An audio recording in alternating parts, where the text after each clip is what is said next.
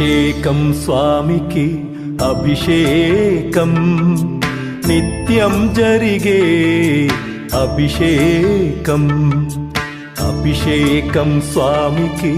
అభిషేకం నిత్యం జరిగే అభిషేకం భక్తుల జన్మా చరితార్థం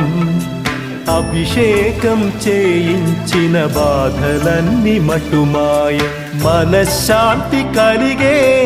అభిషేకం సకల రోగ నివారణం స్వామికి